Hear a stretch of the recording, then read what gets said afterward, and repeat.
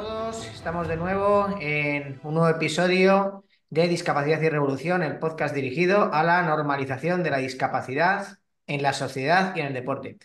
Hoy tenemos una invitada muy especial. Veréis que en vuestras pantallas se ve diferente, que aparecemos los dos en la pantalla. Lo voy a cambiar porque he visto ahí, por ver cómo queda y para que me veáis cuando me muevo. Yo soy muy inquieto y que no esté solo la persona cuando habla. Y que cuando intervengo de momento, que estoy aprendiendo cuando nos están hablando, pues que no se vaya la imagen como ha pasado en el resto. Así que vamos aprendiendo un poquito. A ver si os gusta. Entonces, nada, bueno, Julia, yo la conozco ya hace muchos años. Hoy vamos a hablar, como os he ido indicando durante toda la semana, sobre TEA, sobre el trastorno de espectro autista, ¿vale? Y bueno, tenemos aquí a Julia, que como siempre digo, adelante, preséntate. ¿Quién es Julia? ¿A qué te dedicas? ¿Qué especialidad tienes? Cuéntanos un poco de ti y así vamos rompiendo el hielo con los oyentes. Entre nosotros no hay que romperlo porque nos conocemos ya hace mucho tiempo. Está roto ya. Ya está, ya está. Bueno, pues hola a todos. Yo soy Julia Romero y soy psicóloga y tengo dos especialidades, psicología sanitaria y la psicología educativa. Me dedico actualmente a la orientación educativa y trabajo en los equipos de orientación dentro de la red de la Comunidad de Madrid. Y, y me dedico en este caso en concreto pues a determinar las necesidades educativas de cada alumno y una de esas necesidades que están más presentes hoy en día es el trastorno del espectro del autista, del autismo. Explícanos un poquito por encima para la gente que no lo haya leído, que no sepa, o bueno, mucha gente escucha lo que es el autismo, pero bueno, siempre lo relacionan y lo encasillan en un grupo, tendemos a ello por desconocimiento, entonces explícanos un poquito de manera breve qué es el autismo, a qué afecta y también un poco, tampoco vamos a entrar en mucha profundidad, pero qué tipo de grado hay, ¿no? Porque siempre todos nos encasillamos en, a lo mejor, bueno, todos, la mayoría, en pues el niño que no puedes tocar o que está en una esquina y que no puede, pero hay un montón de amplitud en este espectro. Yo me he permitido traerte para hoy, perdón por la voz, pues llevo una semana enferma. Me he permitido traerte hoy un dibujo para explicarte qué es el trastorno del espectro del autismo, porque creo que de esta forma se entiende muy bien qué significa estas siglas y ahora vamos a ir una, poquito a poco explicando, ¿vale? Lo primero que tengo que especificar, porque hoy en día se escucha trastorno del espectro del autismo, autismo, Asperger. ¿Qué pasa? ¿Por qué hay tanta nomenclatura? Alteraciones graves del desarrollo. Estamos hablando de lo mismo, pero realmente hay una diferencia. La diferencia es eh, este manual, que es el DSM-5, que es el manual de los trastornos psiquiátricos, donde se recoge toda la sintomatología asociada a una situación. Por ejemplo, cuando vamos al médico de cabecera o al médico de familia, y decimos, mire usted, yo tengo el estado de ánimo la mayor parte del día muy bajito, estoy llorando, me siento mal, lo que antes me hacía ilusión ya no me hace casi nada de ilusión, tengo hiposomnia, bueno, empieza a describir una serie de sintomatología y esa persona, ese médico de familia, me dice, pues, Julia, presentas un cuadro de depresión porque tienes estos cinco o más de estos síntomas durante este periodo de tiempo y es episodio depresivo. Pues este libro es donde se recoge toda esa sintomatología. ¿Por qué destaco DSM el 5, la quinta versión? Porque esta es la gran diferencia. El DSM-4 hablaba de alteraciones graves del desarrollo. Y esto, imaginaos, un cajón de clasificador, donde hay muchas historias clínicas dentro. Entonces, en ese cajón hay una etiqueta grande fuera que pone alteraciones graves del desarrollo. Y si yo la abro, hay muchas subcarpetas. Trastornos del autismo, trastornos de Asperger, trastorno autismo no identificado, síndrome de Rett. Hay muchas, o sea, hay varias, ¿vale? Y entonces llega el DSM-5 y dice, mire, la etiqueta de fuera hay que cambiarla, vamos a ponerle trastorno del espectro del autismo, sus siglas que son TEA, y si yo abro ese cajón, no existe ninguna subcarpeta. Lo que hay dentro son personas que todas tienen esta sintomatología, que ahora vamos a explicar. Que como veis son dos grandes bloques, el criterio A y el criterio B. Vamos a ir viendo cada una de ellas. Pero ese es el primer aspecto que hay que entender, ¿vale? Cuando hablamos en el DSM-5, hablamos del trastorno del espectro del autismo. Ya no, según el DSM-5, ya no se habla, por ejemplo, de Asperger, ¿vale? Se habla de trastorno del espectro del autismo con una serie de características, pero ya no hay subcarpetitas ahí dentro. Dentro del DSM-5 hay varios apartados y el TEA está dentro de los trastornos del neurodesarrollo, es decir, no es una enfermedad, es algo, es una condición que acompaña a la persona desde que nace. No se cura, porque esta es una pregunta que te suelen hacer normalmente en mi caso los papás y las mamás preocupadas por la angustia que genera eh, pues la recepción de esta información o de este diagnóstico de tu hijo o de tu hija, aunque en el entorno educativo no hablamos de diagnóstico, porque nosotros determinamos necesidades educativas, pero las asociamos a una casuística, ¿no? Para saber cómo tenemos que trabajar con ese alumno o con esa alumna, de qué forma, cómo hay que hacerle llegar los materiales, por ejemplo, cómo nos tenemos que dirigir a él o a ella, que luego hablaremos de eso. Entonces, ¿qué dice el trastorno del espectro del autismo? Lo primero, y este es, mira, yo cojo un subrayador porque cuando yo hablo con los papás y las mamás les cuento este dibujo, yo les hago este dibujo para también facilitarles esa comprensión. Y cojo un subrayador porque mira lo que subrayo. Dificultades persistentes. Ahí, subrayado. Es súper importante. ¿Por qué? Porque esto no significa ausencia, no significa presencia, no significa que el niño no le da la gana, no significa que el niño está maleducado, no significa que el niño no quiere, no significa que el niño es caprichoso y hoy quiere hablar o mañana no quiere hablar, o hoy te comunica, mañana no te comunica. Significa que tiene dificultad persistente en todo lo que vamos a decir ahora, ¿vale? Eso es fundamental. Esa mm, de verdad que yo lo resalto como varias veces a lo largo de las sesiones. Dificultad persistente. No es que no quiera, no es que tu hijo no te quiera, no quiera volver la cabeza cuando tú le llamas. No, es que tiene una dificultad persistente. No es que tu hijo no quiera entender una situación cuando tú le estás hablando verbalmente. No, es que tiene una dificultad persistente. ¿Vale? Entonces, el primer bloque o la primera mesita o taburete, como lo queramos llamar, tiene que ver al bloque de la interacción social o la comunicación social, todo lo que tiene que ver con la parte social, ¿vale? El primer criterio es la reciprocidad, una comunicación de ida y de vuelta. Por ejemplo, imagínate que yo tengo aquí una cesta con muchos ovillos de lana y yo cojo un ovillo y digo, oye, Víctor, ¿qué tal? ¿Cómo estás? Y te lo lanzo y me quedo con un cabito, ¿no? Y tú me dices, ay, Julia, muy bien. Y tú coges tu ovillo y lo sueltas. Para que siga esta comunicación recíproca, yo tengo que coger otro ovillo y decir, oye, ¿qué has hecho? ¿Qué vas a hacer este fin de semana? Y te lo lanzo. Y si tú a mí, y me cuentas, por ejemplo, pues me voy a quedar en casa porque trabajo, o me voy a no sé dónde. Ah, pero si tú a mí no me lo devuelves, no hay una reciprocidad, no hay una cosa, o sea, no hay una comunicación de ida y de vueltas. Todo el tiempo tengo que estar yo sacándote temas, lanzándote, esperando a que tú me contestes y me lances de nuevo otra pregunta o otro tema de conversación, pero como no, yo lo vuelvo a lanzar. Esa es la reciprocidad. Aquí entraría todo lo que tiene que ver con, oye, tu hijo o tu hija cuando hace un dibujo, o cuando hace una construcción o cuando está viendo algo que le gusta mucho, te lo muestra, te lo comparte. Y hay papás que te dicen, bueno, poco, o sí, o no. Oye, te pide cuando quiere algo, o pasa un avión y te dice, mira ese avión, aunque no hable, porque hay una diferencia muy grande entre el lenguaje y la comunicación. El lenguaje es, pues, como yo hablo, las palabras, como las construyo a nivel sintáctico, fonético, pero la parte pragmática es lo que está relacionado con la comunicación. ¿Para qué uso yo ese lenguaje? ¿Vale?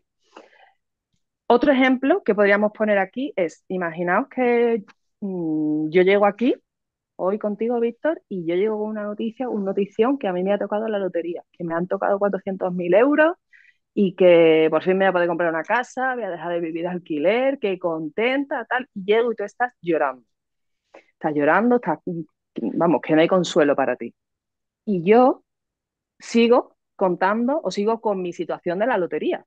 Porque fíjate, Víctor, qué bien, no sé cuánto, y tú al lado llorando, me miras como diciendo, bueno, esta mujer, ¿ahí qué pasa? Dificultad persistente en entender esa situación social y adaptarme a esa situación.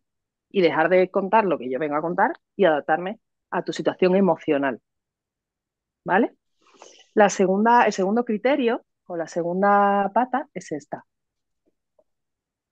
que se refiere a la coordinación que yo hago de la comunicación verbal, lo que digo, con cómo lo digo.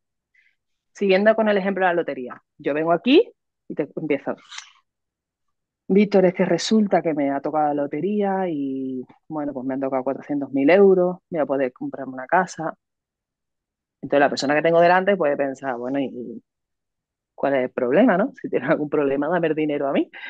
Claro, ¿qué pasa? Que yo, mi tono de voz, mi expresión corporal, mi contacto ocular, mi posición incluso de la cabeza, o sea, fíjate, yo me he echado hacia adelante, mira para abajo, o sea, como cuento no concuerda con lo que estoy contando, incluso mi entonación.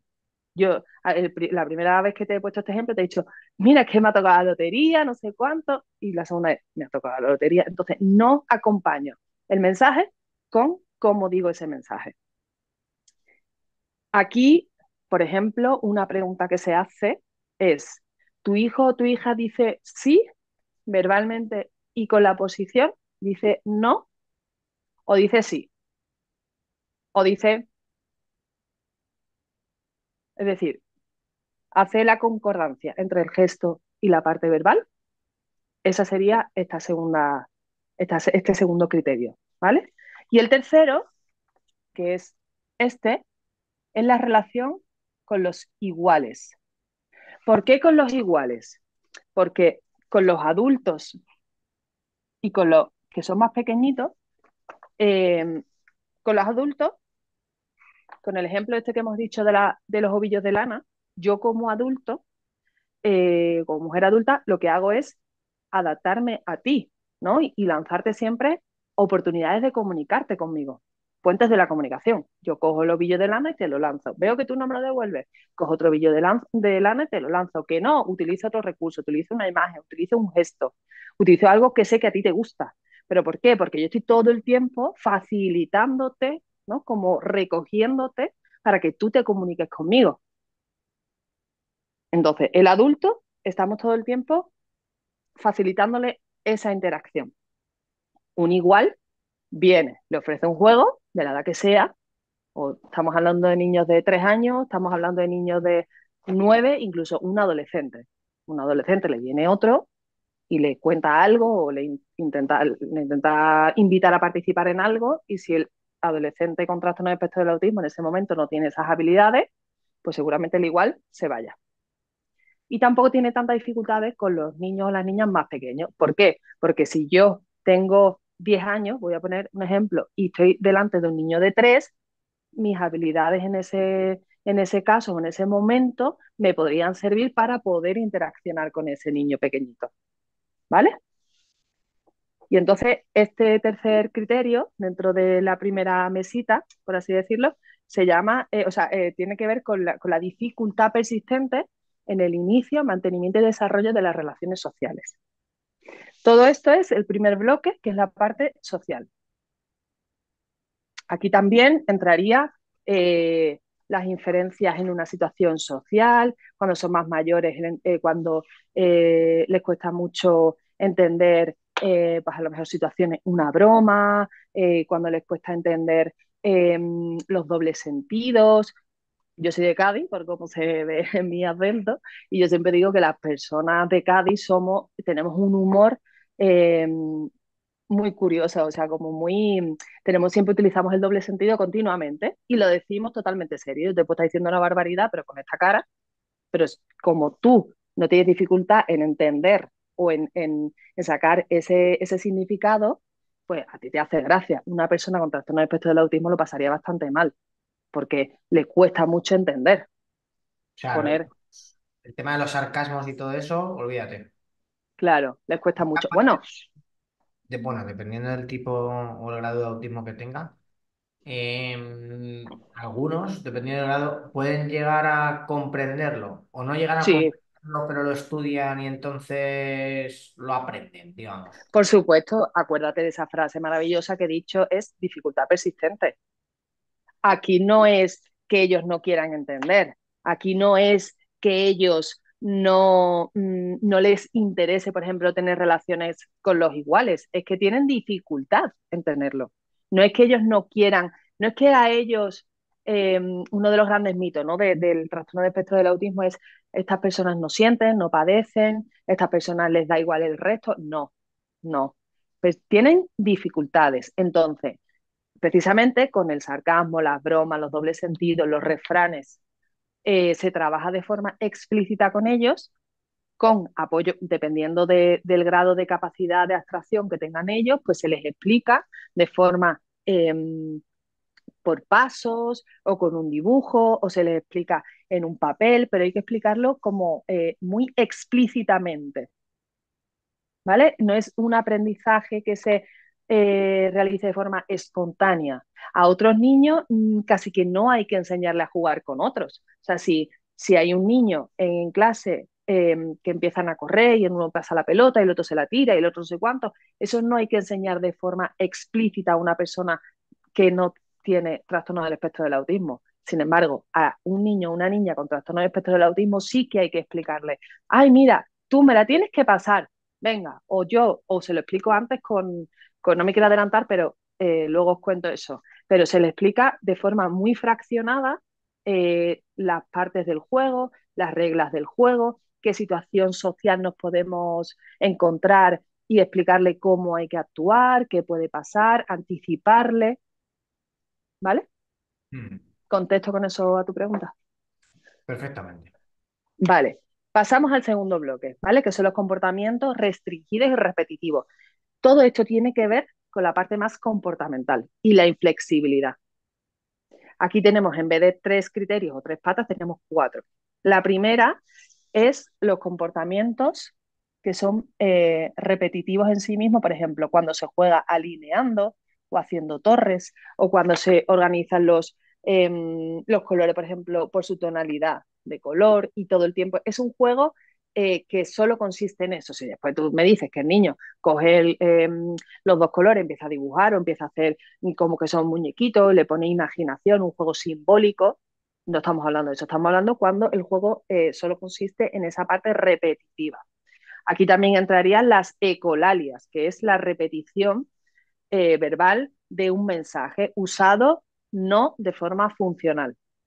O los manierismos, que es esta palabra que significa las posturas, por ejemplo, un aleteo, andar de puntillas cuando están corriendo así en círculo o girando sobre sí mismos, ese balanceo que es muy típico de la persona con autismo con mayor afectación. Todo eso está en esta primera parte. El segundo criterio dentro o sea, el segundo aspecto dentro del criterio B es la inflexibilidad cognitiva, que es rutinas o rituales. Por ejemplo, el camino a casa, del cole a casa, ellos siempre hacen este camino. Si un día por lo que sea tienen que ir a por el pan o a por, no sé, o a casa de fulanito a fulanito y tienen que cambiar ese camino, ¿qué pasa con este niño o esta niña? Tiene dificultad persistente. Le cuesta mucho ese cambio menor en la rutina. Imagínate que se le dice en el cole, este viernes nos vamos de excursión a, al parque y este viernes llueve. A este niño o a esta niña hay que hacerle una explicación muy explícita de decirle, mira, hoy está lloviendo, no se puede ir al parque porque está el suelo mojado, porque está encharcado, vamos a hacer y se le da una alternativa. A otro niño le puede gustar más, le puede gustar menos, puede tener incluso una rabieta, ¿no? Pero se le explica y lo entiende.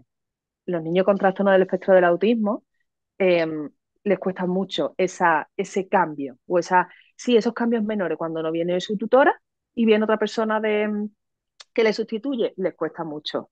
Las adaptaciones a los coles, a las escuelas infantiles, por ejemplo, estos niños y estas niñas les cuesta muchísimo. Se pueden tirar, no sé, 2, 3 meses. Depende del niño, depende de la escuela, depende de muchas cosas, ¿no? Porque aquí hay una variedad muy grande.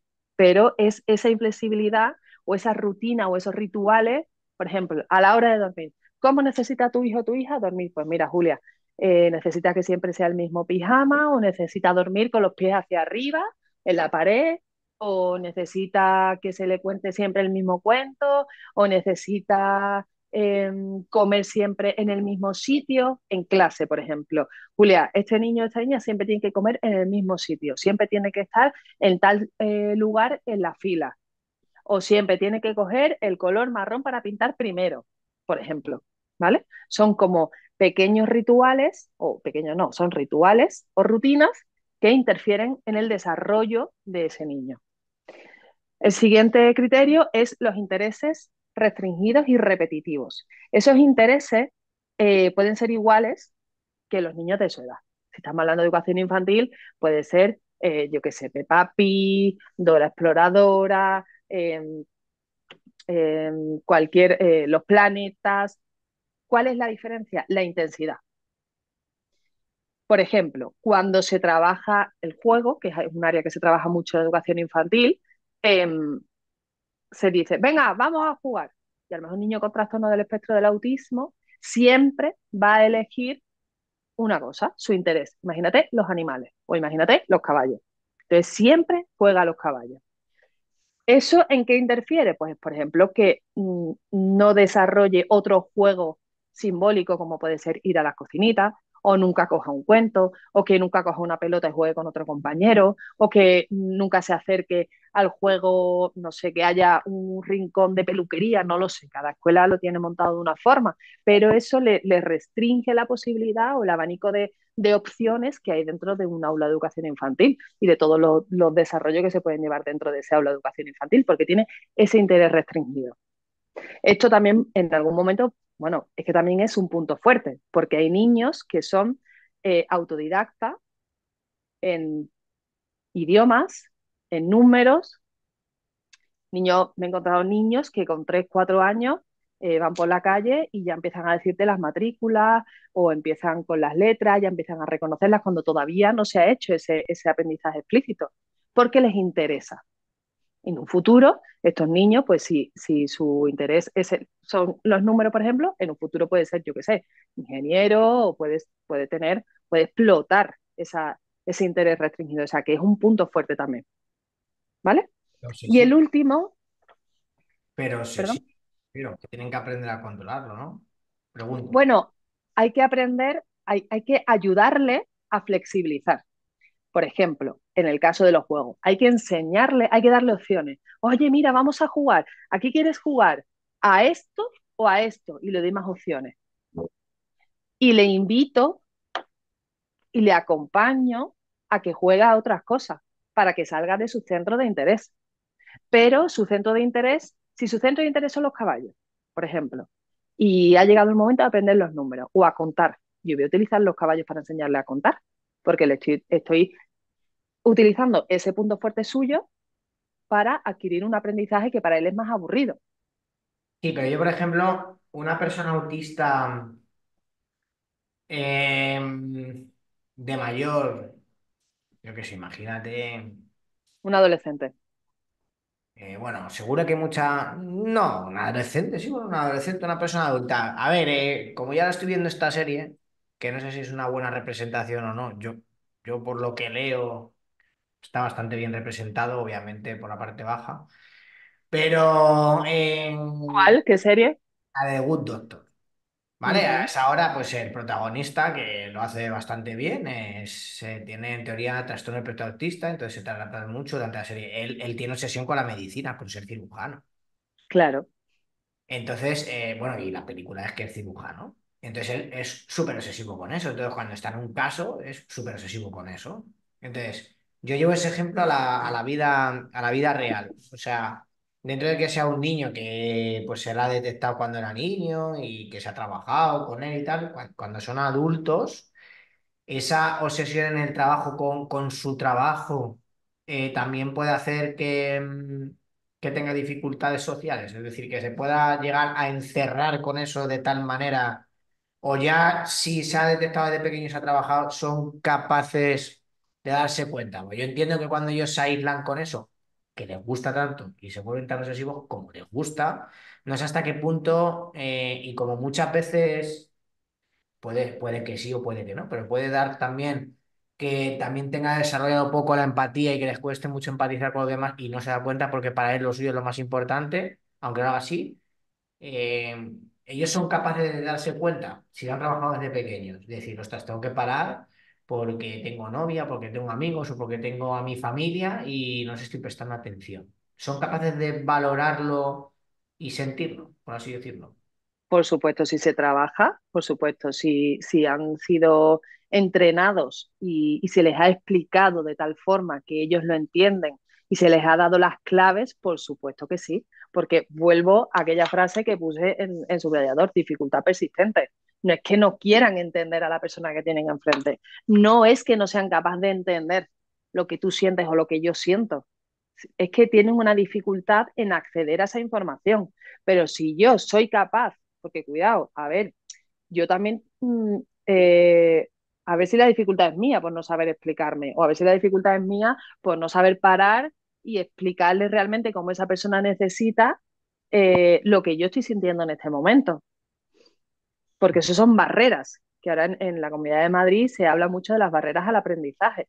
Y una de las barreras al aprendizaje puede ser la, que el educador, la educadora, el profesor, según la etapa educativa de la que estemos hablando, eh, no, no explique o no dé, por ejemplo, una instrucción clara. A los niños de educación infantil, incluso de primaria, hay que darle instrucciones directas. Dame el muñeco, o dame el cojín, o dame el libro. Pero si yo le digo, fulanita, mira, ven, quiero que me traigas... Se ha perdido. Pero ahí de quién es la dificultad, de ese alumno o esa alumna, o del educador o educadora que tiene que adaptar su lenguaje a la capacidad de ese niño, de entendimiento de ese niño o de esa niña, aparte de su momento evolutivo, claro. Entonces, no, es que no me entiende. Bueno, ¿cómo das la instrucción? ¿La das en grupo? Venga, clase, que nos vamos a ir al patio, vamos a coger cada uno su chaquetón, la mochila, no sé cuánto, y venga, que os veo fuera. El niño con trastorno de espectro del autismo, es así, que me he perdido en la primera palabra. ¿Ese niño no quiere entender? No. ¿Ese niño es desobediente? No. Ese niño coge y se va a su centro de tarea, que es su rincón con los caballos de los animalitos, y se pone a jugar. ¿Qué pasa? ¿Que ese niño te está desobedeciendo? No, es que ese niño no sabe lo que tú le estás pidiendo, no sabe lo que se espera de él, no Y, sabe qué tiene que hacer. Y entonces se le entrena. Y en esto que me decías, por ejemplo, cuando un adolescente o un adulto en las relaciones de pareja, en los institutos, por ejemplo, hay muchos talleres de habilidades sociales en los que se les enseña a ligar o a tener conversaciones. Mira, bueno, en estos años de trabajo me he encontrado algunos adolescentes que tienen como interés restringido temas de historia, poco adaptativos, vamos a llamarlos, ¿no? De historia, personajes históricos poco adaptativos. Entonces, ¿qué pasa? Ellos pueden observar que cuando ellos hablan de estos personajes, tienen una atención del contexto, porque todo el mundo dice, ostras, mira lo que está diciendo este niño o esta niña, ¿no? O este compañero. Todo el mundo hace así y hay una atención. Pero este niño o esta niña a lo mejor no es capaz de discernir si esa atención es positiva o si no es positiva. Porque ¿qué es una atención? ¿Por algo que yo estoy haciendo agradable y a la gente le gusta y tal? ¿O es porque realmente estoy llamando la atención y están diciendo, ojo, cuidado, mira de lo que está hablando? Entonces, a este alumno o a esta alumna hay que decirle, mira, ciertos temas o ciertos chistes, por ejemplo, imagínate que alguien resulta que le cuenta un chiste, mmm, no sé, de cualquier tema muy desagradable, ¿no? Y un chiste que no suele hacer gracia, por ejemplo. Pero a este niño le han dicho que con eso va a tener mucho éxito y lo suelta. ¿Qué pasa? Si la gente se ríe o no, él también ahí puede perderse mucho porque no entiende esa información social, porque la información social es muy sutil, es una información que para nosotros es muy fácil porque todo el mundo pues es de una manera espontánea y nadie nos tiene que explicar nada, pero estas personas, esa sutileza, esa espontaneidad no la tienen, ni para ellos producir, ni para ellos recibir ese mensaje y comprenderlo. Entonces ahí se pierden y no saben. Es la dificultad, no es que no quieren, es la dificultad. Aprender, pueden aprenderlo perfectamente. y pueden entrenarlo y pueden, pues todo. Igual que si yo tengo problemas, imagínate con las matemáticas, pues yo tengo que reforzar eso mucho, ¿vale? Perfecto. Nos hemos quedado en el último de las dos mesitas, en la última, ¿vale? Que es la hiper o hiposensorialidad. Uy, que está feo. Esa yo creo que la conoce casi todo el mundo. No, la habías puesto bien. Ah, aquí, Creo hiper que o hiposensorialidad. la conoce mucha gente. La hiper o hiposensorialidad tiene que ver, por ejemplo, es típico esto de, oye, si tú llamas a tu hijo o a tu hija, se da la vuelta y te dice, pues mira, no. De hecho, lo primero que hicimos fue llevarle al otorrino. De hecho, es una de las primeras pruebas que se suelen hacer antes de confirmar un trastorno del espectro del autismo. Descartar las dificultades a nivel sensorial, visual y sobre todo auditiva, porque son niños que no se vuelven cuando tú le llamas. Se llama sordera paradójica. Vuelvo a repetir, no es que no quiera, no es que tu niño sea un desobediente, no es que tú, no, es que escucha cuando le da la gana. No, no, no, es una dificultad persistente, ¿vale? Luego, a todos los sentidos, por ejemplo, a nivel táctil, hay una hiper, puede ser hiper o hiposensorialidad, ¿vale? Y si es hipersensorialidad, es una dificultad a manejar, por ejemplo, textura. En educación infantil, la forma de aprender es sensoriomotora, quiere decir que todo lo voy a explorar con las manos, con la boca, dependiendo de mi nivel evolutivo, todo va a ir relacionado con, yo voy a ir descubriendo y explorando el entorno a través de mis sentidos.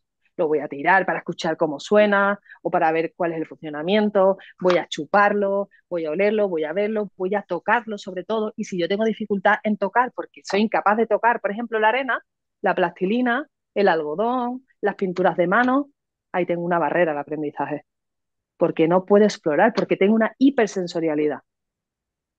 A nivel olfativo, ¿qué pasa? Por ejemplo, cuando estamos empezando el control de esfínteres, el olor, eso es una hipersensorialidad.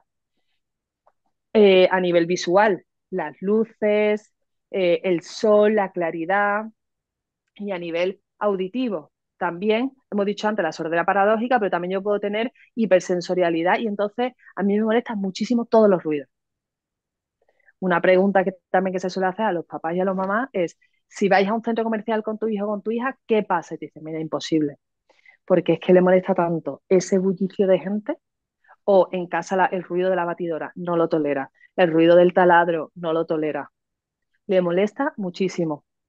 Los olores, es que aquí aparece, por ejemplo, la selectividad alimentaria. Puede ser también por la inflexibilidad, pero también puede ser porque si a nivel gustativo yo tengo una hipersensorialidad, yo noto muchísimo el tacto. Tú imagínate el tacto de un garbanzo, si tú tienes hipersensorialidad, eso es súper desagradable. O sabores como pueden ser los cítricos, como pueden ser, no sé, un tomate frito a lo mejor no puede gustar. Aquí aparecen mucho las dificultades alimentarias. También puede ser la hiposensorialidad, que yo busque, por ejemplo, esa estimulación a nivel táctil o que yo esté todo el tiempo así para estimularme auditivamente o que yo siempre esté buscando demasiado los olores. El dolor es también otra característica que se encuadra en este. Eh, cuando hay niños que se dan tortas muy gordas y no lloran. ¿Por qué? Porque no perciben ese dolor. Pasa con el dolor, con la temperatura y con la presión. Muchos niños buscan esa presión, ¿no? El abrazo fuerte, y se calman mucho con esa presión. Entonces hay materiales como las mantas de peso o muchas veces en los rincones de la calma que se trabajan en las aulas para los alumnos con trastorno del espectro del autismo, hay algún sitio en el que están oscuros, con cojines y con sus mantitas porque están como recogidos y ahí se sienten ellos, se tranquilizan. Al sistema vestibular también les relaja mucho, por ejemplo, esto que es como una media luna Mm. de madera, entonces se montan y empiezan a hacer así, porque a nivel de vestibular eso también les relaja un montón y les gusta. Y todo esto son los criterios del trastorno del espectro del autismo, que para que cumpla los criterios, según el DSM-5, tiene que cumplir. de la primera área, 3 de 3 patas, más del segundo bloque, 2 de 4. 3 de 3 más 2 de 4, Mm. ¿vale? Todo esto tiene que ser una dificultad persistente en la vida del niño que le interfiera en su desarrollo normal, porque a lo mejor no le interfiere en su vida y tiene que estar presente desde el inicio del desarrollo. ¿Qué pasa? Que las dificultades pueden no hacerse presentes hasta edades más avanzadas. ¿Por qué? Pues porque, no sé, porque el entorno está muy adaptado, hay muy pocas barreras al aprendizaje, ya en la escuela infantil hay muchísimos pictogramas, todas las educadoras y educadores están muy sensibilizados y trabajan muchísimo con gestos, trabajan con apoyos visuales, está todo muy señalizado. Entonces las dificultades de este niño y de esta niña aparecen más tarde. Una cosa que sí que me gustaría que, bueno, claro, yo te hago la pregunta, aunque la respuesta la sé. Em, A ver si no lo sé yo. el TEA siempre, bueno, va ligado con una discapacidad intelectual. No. De todos estos criterios que te he dicho, no he mencionado nada de la discapacidad de la capacidad cognitiva.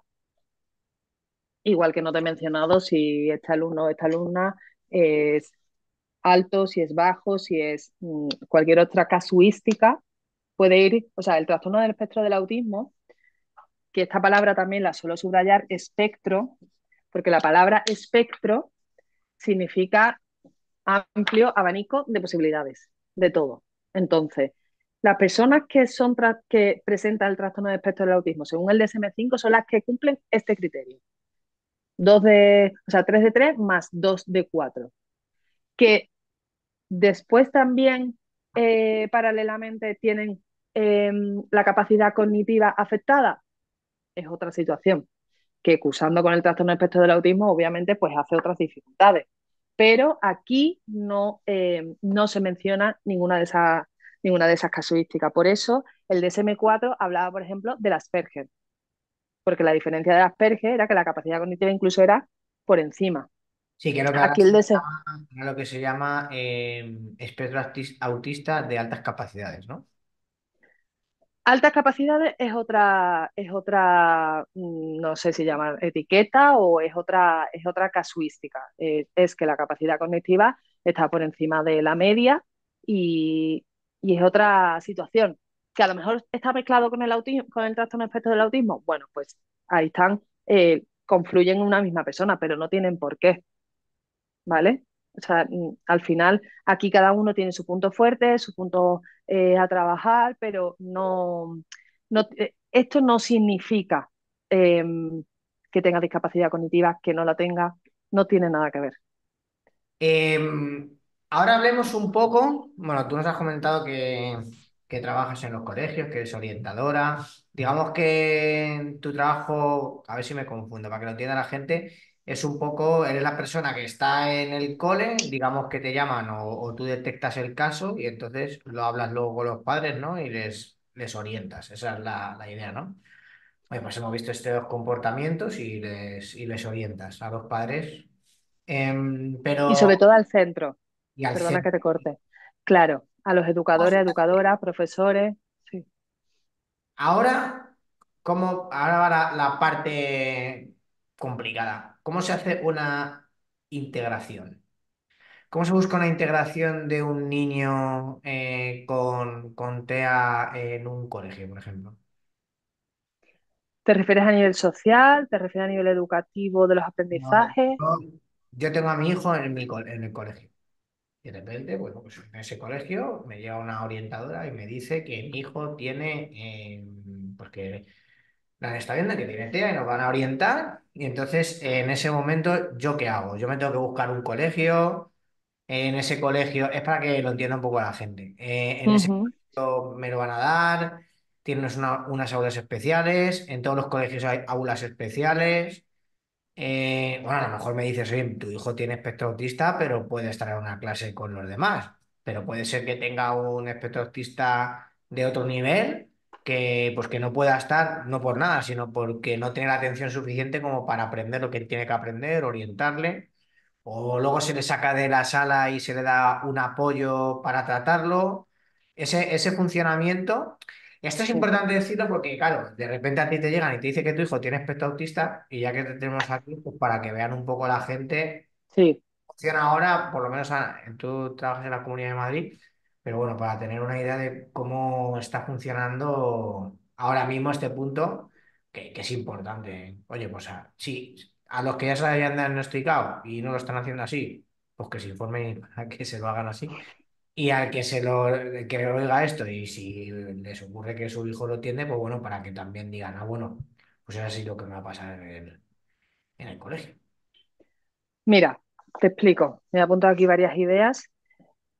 El proceso dentro del colegio, eh, seguramente la persona que más le conoce dentro del colegio es su persona de referencia, que es el tutor, tutora, educador, profesor.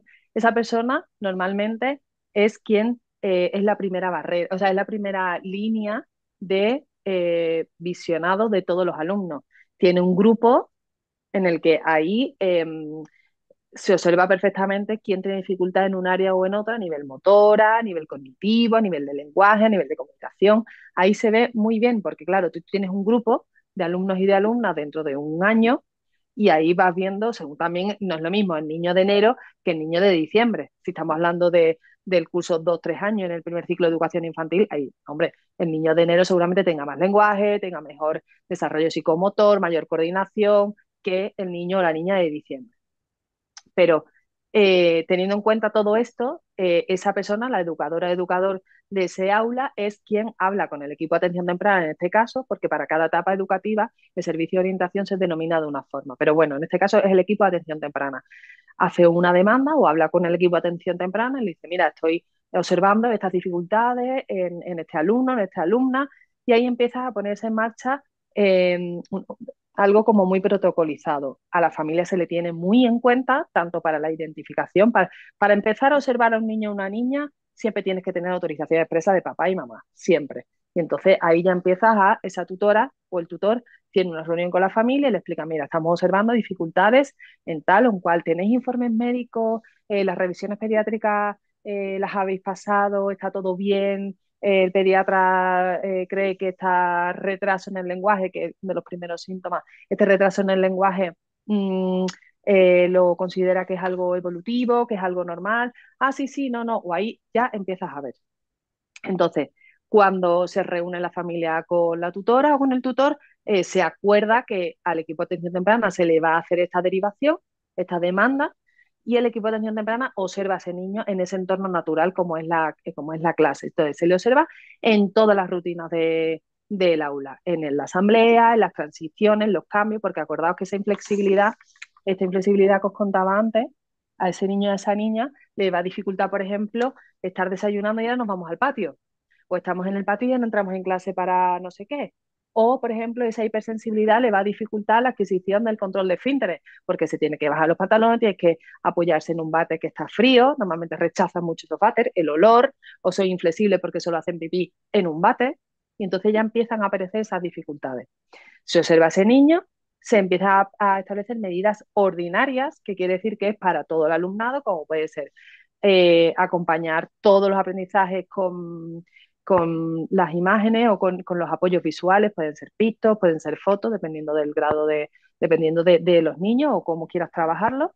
Y estableciendo, por ejemplo, por rincones muy señalados el aula, el rincón de juego, el rincón de matemáticas, el rincón de cuentos, el rincón de relajación, el rincón de peluquería, la mesa de trabajo y el rincón de la autonomía, donde está el agua, donde está para limpiarme los mocos y donde está para poner no sé qué. ¿Vale? Y en mi perchero está mi foto porque ahí es donde yo tengo que poner Cuando está puesto para todo son medidas ordinarias. Cuando eso no es suficiente para que ese niño o esa niña se beneficie de esos aprendizajes, hay que dar un pasito más. Entonces se determina que hay que pasar a las medidas específicas. Esta nomenclatura que estoy utilizando pertenece a la Comunidad de Madrid y a la reciente normativa publicada en el decreto 23 que es del curso pasado. Me refiero porque a lo mejor si nos están escuchando en otras comunidades autónomas, se pueden llamar de otra forma, pero las medidas son las mismas, ¿vale? Entonces, ahí ya se hace esa medida específica, que es la evaluación psicopedagógica. Se comienza con una evaluación, vamos a decirlo como general, yo siempre digo como una fotografía de ese niño, en el que se le evalúa todas las áreas, la parte postural, la parte cognitiva, la parte verbal, tanto comprensiva como expresiva, la parte de la comunicación, del juego, o sea, como una fotografía grande para ver cuál es el perfil. El perfil del trastorno del espectro del autismo normalmente se dice que es un perfil sierra. ¿Por qué? Porque la parte cognitiva puede estar muy bien, la parte del lenguaje baja, la parte motriz puede estar muy bien y la parte de comunicación baja. Cuando hablamos de una discapacidad intelectual, por ejemplo, ese perfil está por debajo de la media, pero es un perfil homogéneo. El perfil del trastorno del espectro del autismo es heterogéneo, cuando es solo el TEA. Si cursa con otra dificultad, como hemos visto antes, ya sería distinto. Entonces, se hace esa evaluación, se observa que las áreas que por las que están esas dificultades es el lenguaje, la comunicación. Entonces se le propone a esa familia, todo esto es un trabajo en atención temprana, por ejemplo, es un trabajo con la familia fundamental, porque ahí estamos acompañando a la familia en la adquisición de esta información, que habrá familias que te vienen y te dicen, mira Julia, yo sé que mi hijo, que mi hija, sé que algo pasa. Yo no sé qué es, pero algo pasa. Entonces ya están un poquito, ¿no? Sensibilizados, a lo mejor no con el trastorno del espectro del autismo, porque todavía es una expresión que asusta, pero sí ya saben que a su hijo o su hija tiene algún tipo de necesidad, ¿vale? O está la familia que te dice, no, no, no, mi hijo perfectamente, mi hijo se dice sí, mi hijo dice que no, mi hijo come de todo, mi hijo no tiene dificultades, y tú sabes perfectamente que en la escuela no señala, no dice que sí, no habla, no come y tiene muchas dificultades. O sea que el acompañamiento ya a la familia es fundamental. Y a las familias hay que darle totalmente su ritmo, su espacio, hay que darle esa información súper masticada, súper y acompañarles en el proceso emocional todo el tiempo, porque es un duelo también. Algo que también hay que dejar claro que es en el entorno educativo no se diagnostica. Aquí se determina la necesidad educativa, que luego con el informe, bueno, con la evaluación, que estábamos en la evaluación general, si se hace una evaluación específica, se utilizan instrumentos específicos, ¿vale? Ya para esas áreas en concreto. Y ya a partir de ahí, con todos los resultados, la información tanto cuantitativa como cualitativa, se determina una necesidad educativa. Que si se observa que es el trastorno del espectro del autismo, pues entonces se hacen más medidas específicas todavía. Que ahí entraría dentro de la Comunidad de Madrid los centros preferentes de escolarización para alumnado con trastorno del espectro del autismo, que en la nomenclatura todavía está en la Comunidad de Madrid del DSM-4, es decir, vais a observar que son centros preferentes para alumnado con trastornos generalizados del desarrollo, TGD, ¿vale? Pero esos centros preferentes en Madrid, ese proyecto está en marcha desde el 2002 aproximadamente. ¿Vale? Comenzó entre el curso 2002-2003. Hasta entonces, actualmente hay entre 700 y 800 centros preferentes. Incluso un centro puede tener dos aulas específicas, ¿vale? Aulas donde se trabaja con una metodología específica para este alumnado, con profesionales específicos eh, y formados para atender a este tipo de alumnado. Esos centros preferentes en otras comunidades autónomas existen, se llaman de otra forma, es otra procedimiento, pero en todas las, bueno, prácticamente casi todas las comunidades autónomas empieza ya a trabajarse de una forma eh, dentro del contexto educativo estas dificultades. Y se habla de inclusión educativa. Y en la Comunidad de Madrid, esto que te comentaba antes de las barreras al aprendizaje, lo que se hace es, lo primero que vamos a evaluar, porque en esa evaluación psicopedagógica, además del niño o de la niña, lo que hacemos es evaluar el entorno educativo, los profesores, cuánto de sensibilizados o qué sensibilización hay dentro del entorno educativo con esas dificultades. Imagínate que es un niño ciego, imagínate que es un niño, no sé, un niño con TDAH, que trastorno por déficit de atención, que puede ser con hiperactividad o no, qué sensibilización hay en el centro, qué medidas hay en el centro, qué barreras al aprendizaje y a la participación y la adquisición de aprendizaje tiene ese niño en ese centro. O sea, ya no se evalúa solo al niño, se evalúa a todo el entorno y se determinan todas esas barreras al aprendizaje, ¿vale? Y entonces, en esos centros preferentes, lo que es un proyecto de centro, lo que se hace es una inclusión educativa para todo el alumnado. ¿Por qué? Porque se entiende que cuando yo elimino la barrera a la comunicación, porque si yo solo hablo y hablo, no solo no se puede enterar el niño que presente trastorno del espectro del autismo, también no se puede enterar un niño que tenga dificultades auditivas, un niño que acaba de venir de Francia y no comprende el idioma todavía, un niño con déficit de atención que no se entera de esas órdenes a nivel grupal y verbal. Entonces, si yo pongo un panel de información en el aula, por ejemplo, especificando todas las rutinas que va a pasar hoy, todo lo que va a pasar hoy, mira, vamos a empezar por la asamblea, luego nos vamos a lavar las manos y vamos a tomar el desayuno, luego vamos a ir al patio, volvemos, vamos al baño, hacemos trabajo de mesa, no sé qué, no sé cuánto. Entonces yo, de forma visual y sobre todo permanente, porque claro, yo hablo y lo que yo hablo se pierde se pierde en el espacio. Entonces, si yo lo pongo con vamos a hacer esto, vamos a hacer esto y vamos a hacer esto, una guía visual donde yo siempre puedo acudir y puedo decir, ah, mira, yo ya he hecho la asamblea, ya he hecho esta, ahora me toca esto. Le va a servir a todos los alumnos. Por eso se llama medidas ordinarias. Y Y lo por, que se habla, yo es que soy un poco toca narices. ¿Por qué no se hace ese sistema en todos los colegios y no solo los centros educativos preferente, los preferentes? O sea, me refiero, si es una norma, si es una manera de enseñar que, que puede ser colectiva, es decir, que no afecta negativamente al resto, sino que incluso por lo que estás contando es beneficioso para todos. es beneficioso para todos. Mi pregunta es, ¿por qué no se hace en todos los centros? ¿Por qué no se cambia ese sistema educativo en todos los centros? Si es algo que no afecta negativamente, que afecta incluso positivamente a todos, ¿qué inconveniente hay en adaptar todo eso?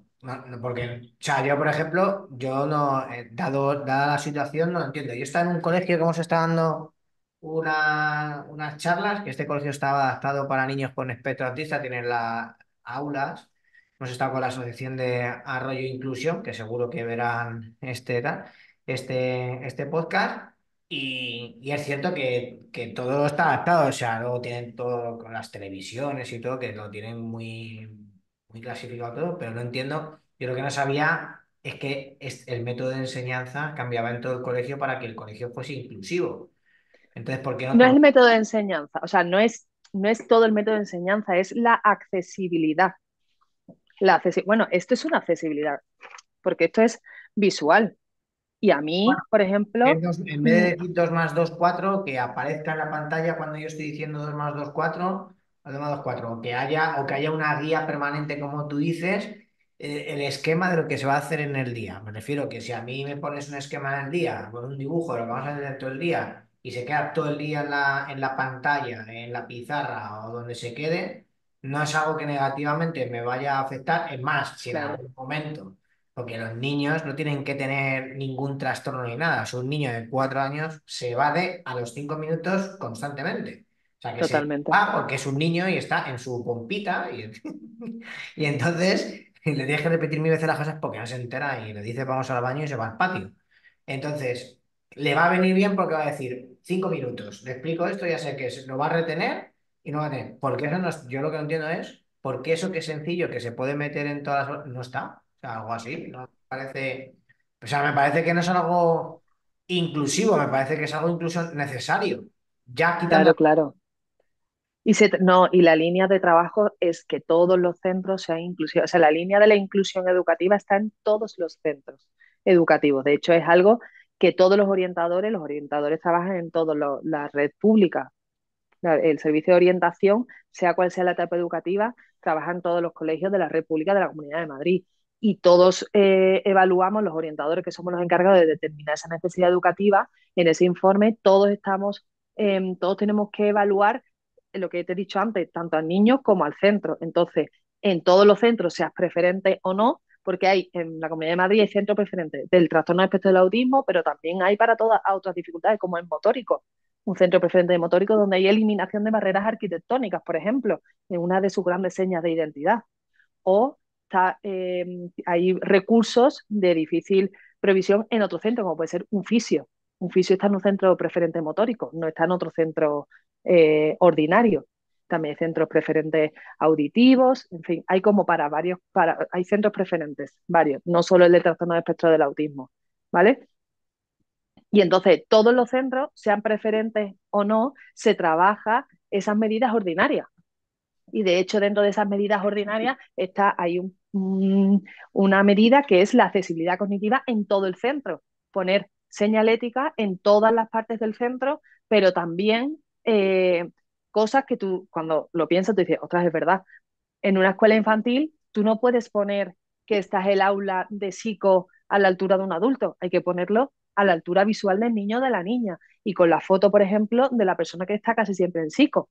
O dirección, pues la foto de la directora o director del centro y ponerlo todo. Accesibilidad cognitiva es accesible eh, mm, a su incluso, o sea, a su altura, ¿no? Físicamente y también a su comprensión con un pito, con una foto, lo que se necesite, con letras también, o sea, puede ponerse las tres cosas, pero es la línea que se trabaja en toda, o sea, la parte educativa que luego los centros preferentes, de escolarización preferente, además tienen ese recurso específico de ese aula, pero el resto de funcionamiento de los centros debería de ser igual o se encamina a que todos sean igual. Pero claro, cada centro tiene una casuística, cada centro tiene un equipo docente distinto, más formado, más sensible, menos sensible. Bueno, ya es que ahí cada centro tiene unas características individuales que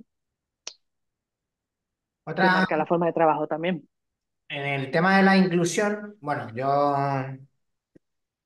como sabes, soy entrenador, también soy monitor, he dado, ahora no, pero sí que he dado muchos años clases a niños y yo me he encontrado con, bueno, ahora es más fácil porque sí que los padres ya están más mentalizados y sí que te hablan con ellos y es más abierto, es como, vamos a decir, una palabra que no me gusta, menos raro, porque antes hace 20 años, hace 16 años, no era lo mismo que ahora, por suerte hemos avanzado. No había tanta sensibilidad. No había tanta sensibilidad y tenía que ser algo como muy grave, ¿no? Para que tú, o sea, tú lo notabas en clase, pero los padres no te decían nada. No sabías si lo sabían, querían saberlo o por lo que fuese, ¿no? Eran otros tiempos. Ahora estamos más sensibilizados. Pero, ¿cómo? O sea, porque si, digamos, si no lo tiene muy pronunciado, no sé decir la palabra, no sé, Ah, es que eso lo no tenía que sé apuntado para contarte. Los ah, grados de afectación que me has dicho antes. eso es, no lo de afectación. Vale, volvemos al DSM-5, ¿vale?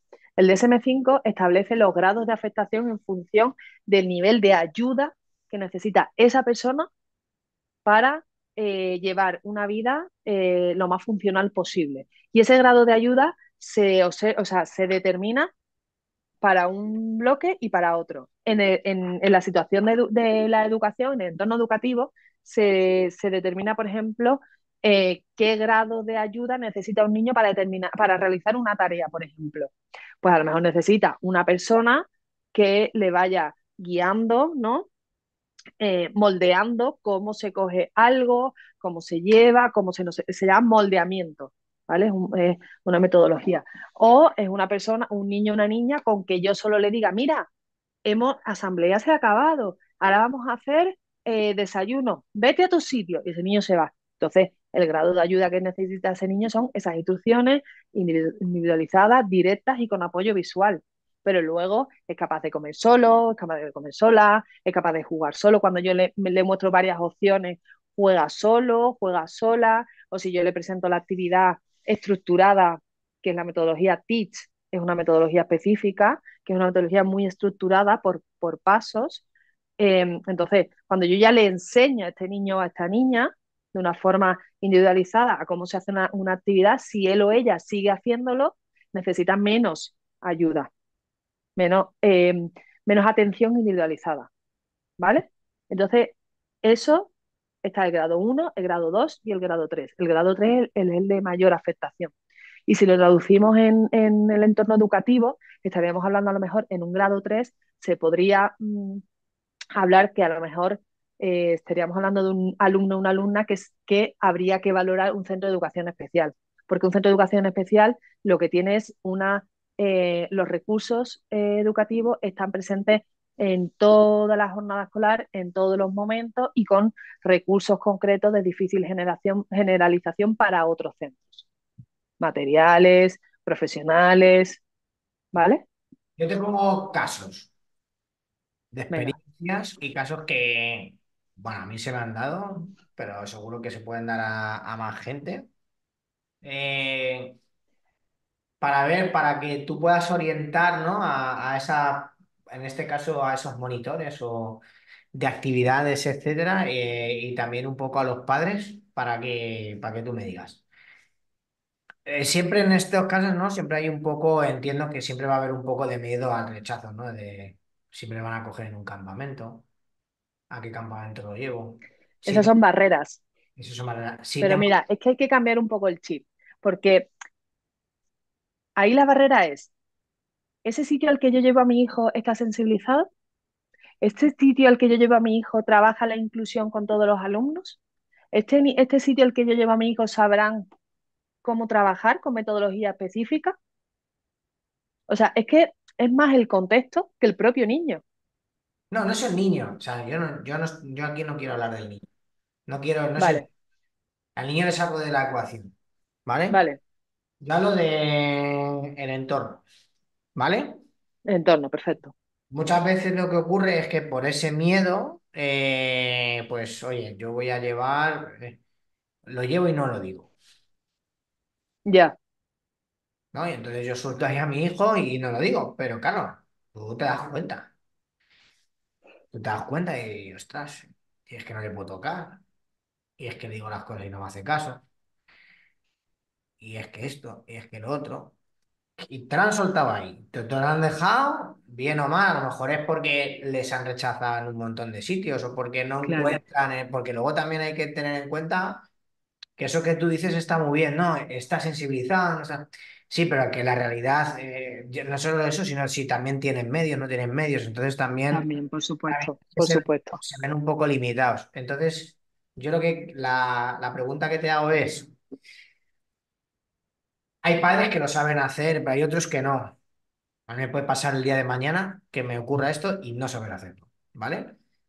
¿Cómo te acercas tú a una actividad extraescolar en la que tú quieres que tu hijo lo intente, ¿vale? Sabiendo que no es un espectro, como has dicho, que obviamente tiene que ir a educación especial, porque eso, ¿vale? Que eso es evidente, pero con Pero cierta... educación especial estamos hablando de niños o niñas que tienen, por ejemplo, la movilidad muy reducida, que Eso, no tienen, que necesitan sistemas alternativos a la comunicación, o sea, que no se comunican de forma, ni siquiera con gestos, ni siquiera con miradas, eso o mismo. sí, pero es poco funcional. Hablo de Claro, eso, el claro, menos... es que ahí, por ejemplo, es lo que hablaba antes. El trastorno de espectro del autismo, la dificultad es que es un, es una discapacidad social, porque tú ves a una discapacidad motora y es mucho más fácil de ver, porque tú lo estás viendo. Necesita silla de ruedas, necesita muletas, necesita aparatos de no sé cuánto, o necesita discapacidad visual, necesita unas gafas, discapacidad auditiva, necesita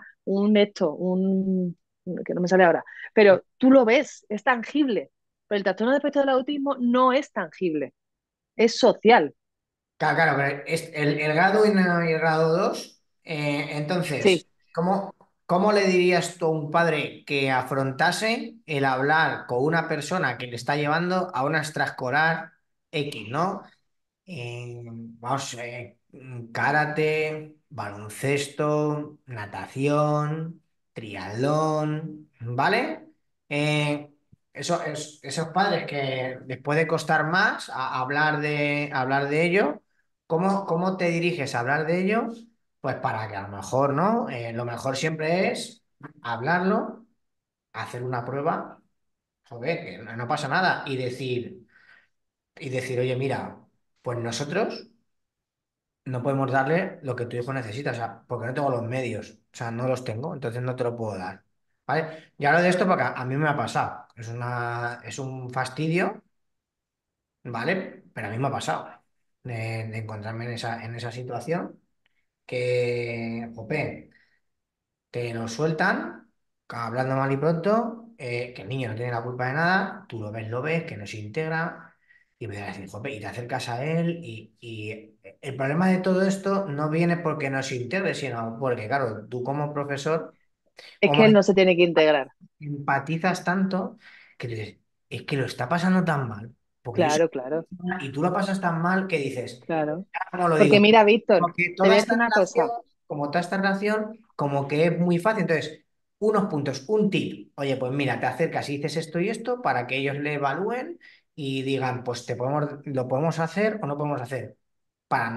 Porque al final, como no va a poder, lo que va a ocurrir es que la ha pasado mal y encima te van a decir, oye, pues no se puede quedar aquí, por ejemplo. O sea, en este caso, ¿sabes? Porque es algo, lo que tú dices, es algo que no es tangible y que tú no lo sabes. Si Ujú. tú no lo sabes, yo en este caso te digo, oye, pues tú me vienes y te digo, déjamelo. Yo te diría, déjamelo. Yo te digo, vamos a ver cómo responde, si le gustamos, si no le gustamos, cómo responde con los niños. Y si responde bien, pues que se quede. Si vemos que lo pasa muy mal, te decimos, oye, ha pasado esto, ¿cómo lo atajamos? Y si no lo vemos, pues oye, pues mejor para que no lo pase mal, pues que no esté. Y ya está, se acaba, lo probamos. Pero si no lo decimos, al final lo pasamos todos mal. Y es cómo lo atajamos. La gente que no somos profesionales de esto, pues yo no soy profesional de una persona con una discapacidad, por ejemplo, como el TEA. Entonces, una orientación a todas estas personas nos viene fenomenal, ¿no? ¿Cómo lo afrontamos? Aquí hay varios temas, ¿no? Varios puntos que tratar. Primero, estas familias a nivel emocional, cada una tiene una historia y cada una tiene, o sea, el camino no ha sido para nada fácil y seguramente, bueno, habrá tenido vivencias más positivas, menos positivas, pero el historial de rechazo, desgraciadamente, el que ellos han percibido desgraciadamente es muy alto y eso ya les pone a ellos con una mochilita emocional bastante potente, ¿vale? O sea que aquí la parte de rechazo social, que los profesores cuando no se hacen con los niños, que yo digo, vale, ahí está un poco también. Tú como profesor o como profesora de un centro educativo, tu función es eliminar todas las barreras al aprendizaje y si una barrera es que tú estás poco, tienes poco manejo a lo mejor con los apoyos visuales, pues a lo mejor tienes que ponerte en marcha con eso, pedir asesoramientos a los centros, a los servicios de orientación, que además de determinar las necesidades educativas, una de nuestras funciones es el asesoramiento en la respuesta educativa, en cómo trabajar con este niño, en ayudarles, está la figura, por ejemplo, del PT y de la L, que ellos también elaboran materiales, hacen todas las adaptaciones, o sea, hacen ese apoyo dentro del aula, les ayudan a los profesores, asesoran, se hace ese asesoramiento indirecto, también directo, pero ese asesoramiento indirecto hacia el profesor o profesora en las medidas ordinarias, que es lo más general, y luego las medidas específicas con ese alumno o con esa alumna. Entonces, claro, si este padre o esta madre tiene una historia que de cada centro, porque esos centros preferentes que hemos dicho antes no son todos. Entonces, a lo mejor ese alumno se le determina esta necesidad educativa, se le propone la modalidad de escolarización en un centro preferente con una aula TEA, ya se tiene que ir de ese centro que no es preferente y se tiene que ir a otro centro. Imagínate que vive en un pueblo y se tiene que ir al pueblo del frente. ¿Cómo percibe esa familia eso? ¿Lo percibe como un rechazo? ¿Lo percibe? Claro, porque ahí también depende quién se lo explica, cómo se lo explica. Hay familias, Víctor, que vienen con el diagnóstico ya del neurólogo o del profesional eh, que se lo haya firmado, que no les han explicado qué es el trastorno del espectro del autismo. Yo este dibujo, no sé cuántas veces lo he hecho ya, porque lo explico a todo el mundo. Y si me dicen, sí, sí, yo sé lo que es, yo le digo, si no te importa, te lo voy a explicar otra vez, para que tú entiendas el por qué. ¿Vale? Y para que tú entiendas el por qué, por ejemplo, en este caso, esa actividad deportiva es tan difícil para tu hijo o para tu hija, porque hay muchas barreras que a tu hijo o a tu hija le dificultan entrar. La primera, la parte sensorial. Este criterio de aquí, si tiene hipersensorialidad auditiva, en un contexto deportivo, igual que los recreos. Aquí hay tres entornos súper complicados para el trastorno de espectro del autismo dentro del contexto educativo. Los patios, porque hay mucha gente, mucho ruido, mucho movimiento, muchas situaciones sociales muy rápidas, ¿no? Que yo tengo que estar infiriendo todo el tiempo y a lo mejor yo no sé ni dónde acudir, me viene un niño, en otro, un balón, un no sé cuánto, es mucha rapidez. Luego, el comedor, por toda la parte también de estimulación, luego esas actividades extraescolares. Meto dentro del entorno educativo, aunque es extraescolar, pero meto dentro del entorno educativo, que estamos igual que con el tema del patio. También podríamos mencionar la parte de psicomotricidad o educación física en cursos superiores. Son situaciones que no están tan estructuradas quizás porque en el aula está todo como cada uno en su mesa, cada uno en su sitio, todo el mundo tiene como su espacio y su sitio concreto, ¿no? Y todo el mundo tiene como más explícita esa información. Yo llego a psico y puedo no entender nada, es lo que tú dices. A mí esa madre o ese padre me lleva a ese niño ahí y ese niño no se entera de nada, porque nadie primero le ha anticipado. Acordaos de esa inflexibilidad cognitiva de este segundo bloque. Les cuesta mucho esos cambios, les cuesta mucho entender esa información No, social. Estos niños, estas niñas, o sea, a mí me ha pasado de el que te sueltan, a ver, no lo que no se entienda mal, no sé si ha tenido o no ha tenido, porque como que no, te lo dejan y ya está. El que sí que te avisan claro, y ya al niño le llevan explicando tiempo en dónde le van a llevar. Entonces, claro, claro, yo- claro. Pero el profesional, es que ya digas que tienes mucho camino hecho, ¿eh? Cuando es así. claro, y mucho camino hecho si esa familia habla con el monitor o monitora que va a tener a su hijo, pero igual que si tiene una alergia a la lactosa o al gluten o a las nueces. Ese padre, esa madre tiene que decirle a ese educador, oye, que mi hijo tiene alergia al gluten, que si hay una tarta de cumpleaños, cuidado porque mi hijo o mi hija no puede comerlo. Que si hay una tarta que si hay yo que sé, no lo puede comer. Que tiene alergia a no sé cuántito, al huevo. Eso hay que avisar. Pues con esto prácticamente es igual. Pero ¿qué pasa? Que si la familia está en un momento emocional que todavía no ha aceptado las dificultades, que rechaza las dificultades, no está de acuerdo, porque ojo, los niños, igual que yo soy una persona ahora mismo contigo, Víctor, después con mis amigas de fiesta soy otra persona distinta, en mi entrenamiento de deporte pues, soy otra persona, o sea, yo puedo cambiar mucho. Los niños son totalmente distintos en casa, en el cole y en cualquier otro contexto. Por eso la evaluación del trastorno de espectro del autismo es tan minuciosa, porque evalúa todos los contextos, entrevista todos los contextos, observa todos los contextos. Entonces, a mí me puede venir un orientador o una orientadora y decirme, Julia, es que tu hijo o tu hija, nosotros creemos que tiene dificultades asociadas al trastorno de espectro del autismo. Yo decir, mentira, mi hijo en mi casa me señala, coordina el dedo, que es la parte, es este criterio, abordado de esta segunda.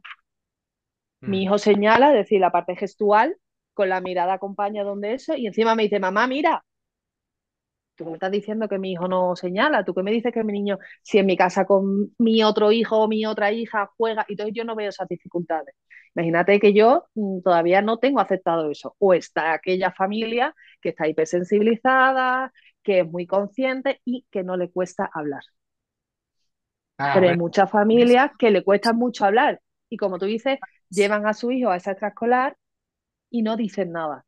Eso realmente, bajo mi punto de vista, pero claro, es muy, o sea, yo hablo como desde un estatus incluso de poder, ¿no? Porque yo no estoy en esa situación. Es muy difícil para esa familia también, no saben a quién se van a encontrar enfrente. Porque una persona como tú que está sensibilizada con todo esto, estupendo, pues imagínate el típico o la típica persona que no tiene ni idea y que tampoco tiene habilidades para preguntar a alguien, para asesorarse, para intentarlo, o no tiene esa sensibilidad para aceptarlo, o sea, para sí, pero aceptar ese reto, porque es un reto también para el adulto. yo lo que sí, pero bueno, pero eso no lo podemos controlar. Entonces, como eso no lo podemos controlar, pues escapa a nuestro control. O sea, la persona con la que tú vas a dialogar o con la que vas a hablar, tú no sabes cómo va a reaccionar ni nada. Pero un tip para las dos partes de lo que puedas controlar. Por ejemplo, un padre que yo tengo, o sea, que bueno, los que ya están lo llevan muy trabajado, saben dirigirse al monitor, eso no hay problema. Incluso puede venirte con un panel de comunicación como este, ¿no? En el que te dice, mira, tú a mi hijo lo que te he traído porque yo creo que tú me has dicho que vas a jugar al cocodrilo, por ejemplo. Y aquí tienes estructurado todas las explicaciones. Entonces, ese padre o esa madre que es capaz de hablar porque emocionalmente ya esto lo está transitando, lo está integrando en su vida, lo está llevando y es capaz porque, mm, bueno, pues está en ese punto, esa persona te va a traer incluso, ¿no? Esto que sabe que a su hijo o a su hija le va a facilitar. O incluso te llama antes para anticiparse, te llama y te dice, oye, Víctor, ¿te importa decirme en qué sitio concreto del patio vais a hacer esto? ¿Qué actividades vais a hacer? ¿Y qué juegos vais a hacer? Yo qué sé. Entonces tú dices, pues mira, vamos a estar en la parte de baloncesto y vamos a trabajar primero bote de balón, segundo vamos a correr y tercero vamos a hacer no sé cuánto. Entonces esa persona se hace su panel de pictos, ¿vale? Y le dice a ese niño, mira, hoy es lunes, esta tarde vamos a logopedia, mañana es martes, mañana vamos con Víctor, pone una foto de Víctor y vamos a ir al patio de baloncesto y vamos a jugar a esto y esto, y lo trabaja con el niño, porque hay cosas muy importantes en el trastorno espectro del autismo, la anticipación, el apoyo con claves visuales, el ir ayudándole a ese paso del tiempo, ese paso de actividades, explicarle todo esto, instrucciones directas, todo muy estructurado y muy explícito. Las normas del juego explícitas. Normas por ejemplo, mientras habla el profesor todo el mundo se calla, pero a lo mejor el resto de alumnos eso lo sabe porque de forma espontánea lo saben, pero a lo mejor estos niños no. Eso saben que se hace en el aula con la profe Marisa, pero no saben que se hace en el patio con el profe Víctor. Entonces hay que enseñarse de forma explícita. Entonces ese padre o esa madre puede venirte con estos apoyos visuales, puedes venirte y decirte, mira, Víctor, mi hijo tiene hipersensorialidad auditiva, no puedes usar el silbato. Te he traído este instrumento musical, pom, pom, pom, con esto te va a hacer caso. O con esto él tiene delimitado que el fin de la actividad es con esto, esta guía auditiva, por ejemplo. Vale, y Y si ya me te... y si a mí si a mí me dejan un niño y es una familia que todavía por circunstancias no lo han aceptado y yo lo veo, ¿cómo me dirijo yo a ellos? Que es la parte difícil, pues lo otro es fácil, lo otro lo he vivido y es fácil, y he vivido lo de la foto. Oye, pasarme una foto, que no lo sabía, lo aprendí cuando me pidieron por primera vez una foto, el de un niño y que conseguimos que estuviese una semana haciendo la actividad. Luego ya vendrá otro año, pero conseguimos que por lo menos una semana estuviese. Pero cuando la persona todavía no lo tiene, digamos, aceptado y lo sueltan, ¿cómo puedo? No, no yo, hablo con yo para aprender, porque yo este podcast lo hago para aprender y para enseñar al resto de gente. Seguro que hay mucha gente que le pasa. ¿Cómo me dirijo a esa persona? Oye, mira, estoy viendo yo no voy a decir que tiene nada, pero pasa esto con tu hijo, ¿cómo lo hablas? Porque a esa persona seguramente ya se lo han dicho, pero no lo ha aceptado. La reacción que tenga yo no puedo evitarla, pero sí puedo saber cómo en un tema como este puedo dirigirme a él. ¿Cómo me dirigiría yo a él? ¿Que le explicas literalmente qué estás indicando tú y cómo lo percibe el niño y que no lo hace? Así, literalmente se lo explicas. ¿O hay alguna manera de Mm, explicarse? mi primera respuesta es tú me has preguntado cómo me acerco a esa familia. Mi primera respuesta es con mucho respeto a esa familia y también haciendo un ejercicio como profesional de escuchar a esa familia y decirle, oye, mira, a tu hijo le gusta, imagínate, el fútbol o en la tuya que esté la natación o el rugby o lo que sea. ¿De qué forma puedo yo, porque he observado que a lo mejor no me explico bien y a lo mejor él no me entiende o ella, o sea, yo no me explico y tu hijo o tu hija le cuesta llevar la actividad? un poco cómo acercarte, yo creo que desde el ser respeto, desde el respeto de la, oye, quiero ayudar, enséñame cómo. Pero claro, como tú dices, cada familia estará en un punto, cada familia estará abierta o no, pero yo creo que si esa familia ve desde tu parte un interés, un respeto, mmm, cierto interés, ¿no? Por ayudar a su hijo, a su hija, a que disfrute, porque el objetivo de todo esto es que disfrute en esa situación social, porque al final es una situación social donde a su hija, a su hija le cuesta muchísimo, es que son los grandes retos para ellos. Esos cuatro que te he dicho, patio, comedor, actividad extraescolar, incluso psico, son grandes retos para estos niños, porque son situaciones sociales muy complicadas. Claro. Mientras que para otro es su momento de diversión, de hoy qué bien, que juega, que come, que corre, que canta, que salta, que habla o que duerme, lo que sea, lo que ellos elijan, para estos niños son verdaderos momentos complicados. Entonces, acercarte a la familia con mucho respeto, con muchas ganas de escuchar también, porque puede ser que esa familia, pues a lo mejor yo que sé, no sé cómo va a reaccionar, ¿no? Pero si ve, o creo yo, que, que el profesional que se está acercando, la intención es hacer de puente o eliminar todas esas barreras posibles para que su hijo o su hija pueda disfrutar de ese momento, creo que esa familia sería la primera en ofrecerte o darte todas las herramientas o posibilidades para que su hijo o su hija esté a gusto. Pero es que esto es igual que, por ejemplo, un niño que acaba de llegar, imagínate, de otro país, de México o de, yo qué sé, o de Europa del Este, no sé, me da igual, o de Asia. Habrá niños que ese periodo de transición también, con total normalidad, tú te acercas a esa familia y le dices, oye, ¿qué le gusta a tu hijo?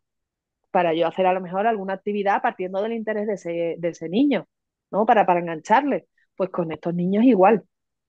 Lo que pasa es que conocer también esa casuística es súper importante que te diga, por ejemplo, lo de la parte auditiva, porque en esto en todas las actividades deportivas, ¿qué pasa? Hay mucha desestructuración porque, oye, ven, ahora vamos a jugar, no sé cuánto, vamos a hacer la actividad, tú te la quedas, tú para allá, tú sales, aquí la fila. ¡Wow! Horror. Es que eso, todo eso son, o sea, tú cada cosa que estás diciendo es un reto para ellos. Guardar los turnos a ellos les cuesta una barbaridad. No lo entienden. Mm. Y esa instrucción tan... ellos no se enteran de nada, ¿sabes? Pero si esa familia está preparada, te diría, mira, Víctor, sería genial si tú tienes un panel aquí o una pizarra donde tú vas diciendo cada actividad que vamos a hacer. Tú al principio de la clase anticipas, vamos a hacer esto, luego esto y luego esto. Venga, vamos con esta. Esta se hace así, así, así. Esto se ha terminado. Vamos al siguiente. Así, así, así. Esto se ha terminado. Después, oye, fulanito, ¿te has enterado? Mira, ven, primero se coge la pelota, luego no sé cuánto. Incluso si vas a hacer un juego, eh, si tú se lo dices ante la familia lo puede trabajar así y lo puede explicarle las normas, cómo se juega, anticiparle. Y un poco es establecer esa conexión emocional con esa familia, ese vínculo, trabajar ese vínculo, eso es fundamental. Con las familias es fundamental. Y ya yo creo que trabajando ese vínculo, que es una barrera también, la desinformación o la no comunicación. Pues claro, cuando se trabaja también en las escuelas se le dice a la familia, es fundamental que entre familia y escuela haya comunicación constante. Tú imagínate en casa, descubre que le encanta la canción de Pollito Pepe. Pues entonces hay que trabajar el Pollito Pepe. Y en clase, pues venga, vamos a trabajar en la asamblea. Y se trabajan los gestos o el cocodrilo, o venga, le han cantado la de Noé porque es el cocodrilo, el orangután, venga, pues vamos a hacerlo todos en todos lados. O mira, está haciendo esto, vamos a extinguir esto porque no es algo funcional. Venga, vale, ¿me Vale, explico? ahora O te sea, que pongo el caso contrario. Tú eres una madre que estás súper... Lo conoces mucho. Bueno, yo soy un padre que conozco mucho el espectro autista, no tengo ningún problema de hablarlo.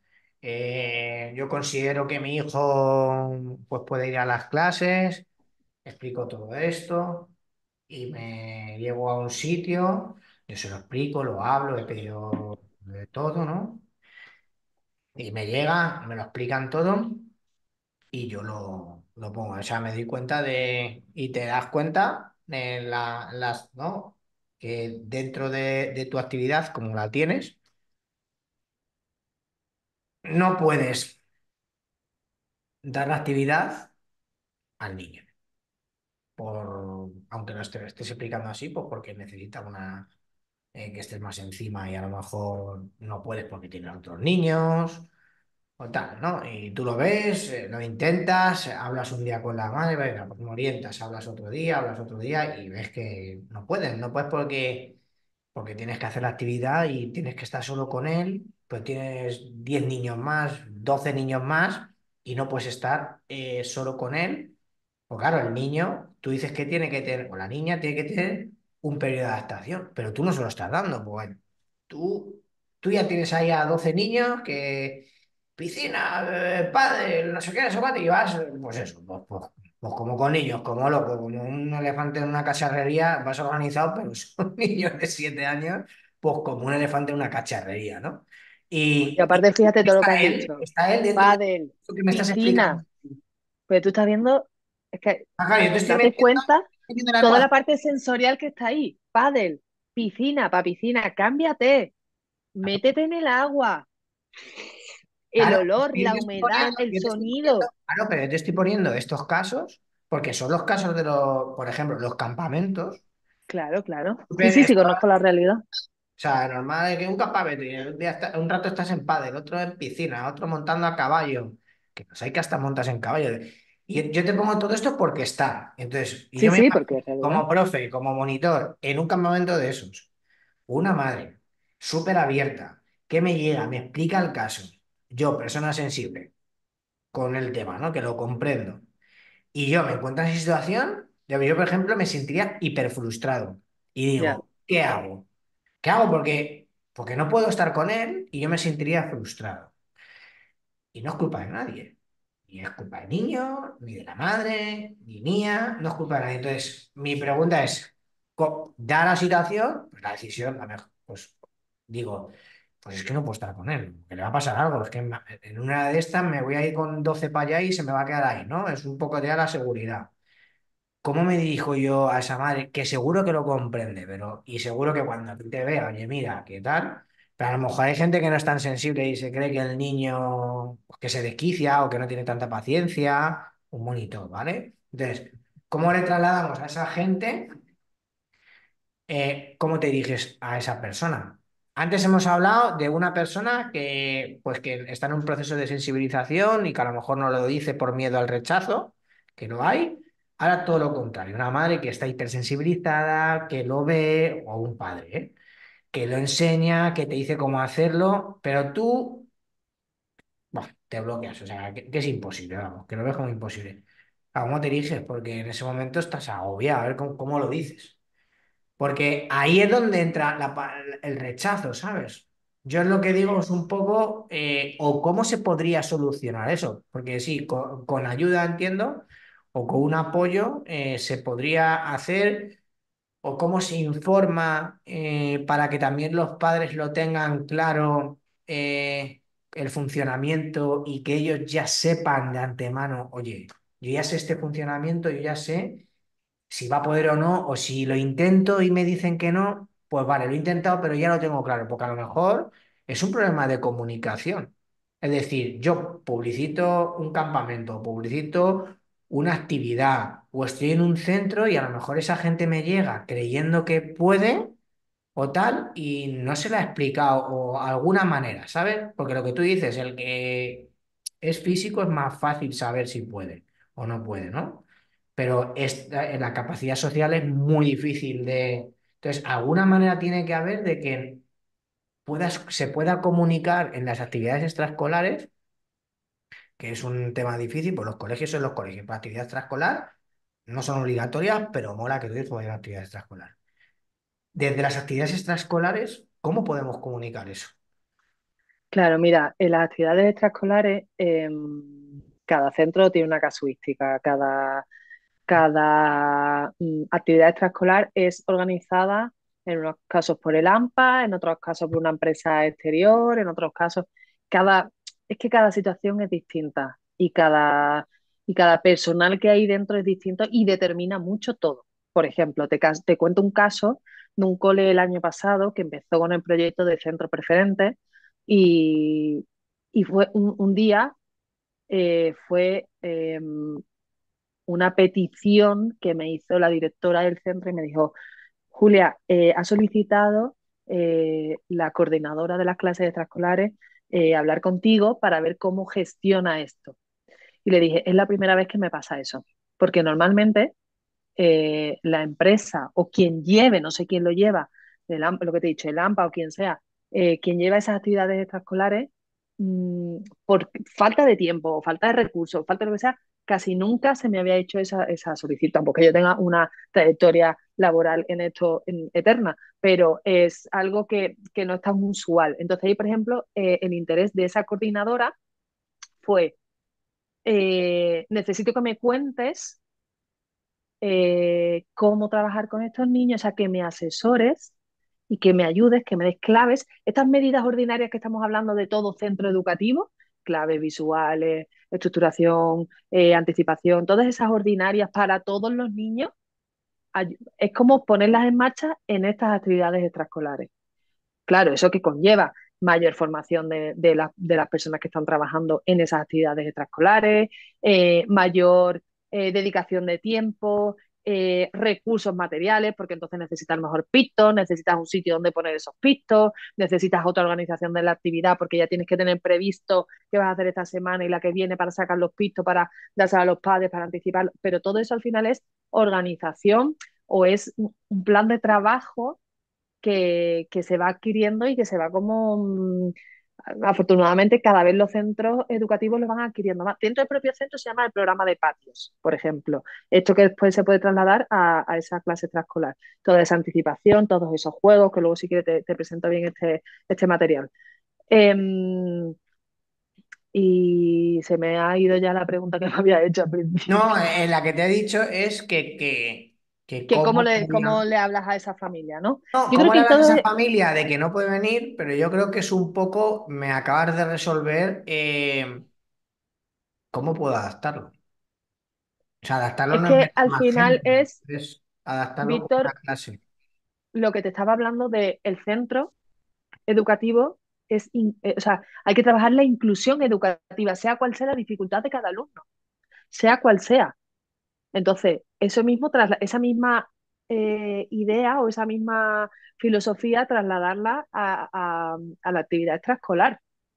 Vamos a hacer medidas, vamos a llamarla ordinaria, ¿no? Pero vamos a hacer todas estas medidas, todos estos apoyos visuales, vamos a trabajar todo esto como forma de trabajo, porque eso te va a servir con un niño, por ejemplo, con hiperactividad o déficit de atención. Tú vas a captar la atención de ese niño. Y los niños que te digo que necesiten algún apoyo visual, porque a lo mejor sean sordos o porque a lo mejor no entiendan el idioma, todos esos niños les vas a ayudar. Cuantos más pequeñitos, más ayuda de la parte visual Mm. van a tener. Entonces, cambiar la metodología de trabajo y hacer más inclusivo en general, que ahí, dentro de todos esos beneficios, eh, el trastorno de espectro del autismo se va a beneficiar enormemente, por supuesto, pero también otros niños. Por eso se habla de inclusión educativa y eliminación de barreras al aprendizaje y al permanecer en esa actividad. Mm. Pues, mira, Y estamos... también hacer muy partícipe a la familia. Porque cuando tú dices, ¿y esa familia cómo le hablo yo? Pues yo también le haría muy partícipe. Decirle, mira, vamos a hacer, las actividades de la semana que viene son estas. ¿Qué te parece si ensayas tú en casa con ellos esta actividad? ¿Qué te parece si haces tú primero, si lo fraccionamos en 3 pasos, en casa vosotros hacéis el lunes el primer paso, aquí nosotros reforzamos el lunes el primer paso, en casa hacéis el miércoles el segundo paso, el jueves lo reforzamos aquí y ya el sábado hacemos aquí el primero, segundo y el tercero. Pues yo creo que esto ayuda mucho pues eso es una pequeña ayuda, un pequeño tip que pues ayuda un poco a la gente que hace extraescolares. Pues cuando tenga niños con estos casos, pues ya simplemente con escucharte, pues nos estás orientando un poco a qué tenemos que cambiar en nuestra metodología para Exactamente. adaptarla y que esa adaptación no es negativa para el resto del grupo. O sea, es Por decir, no supuesto, son retrocedas.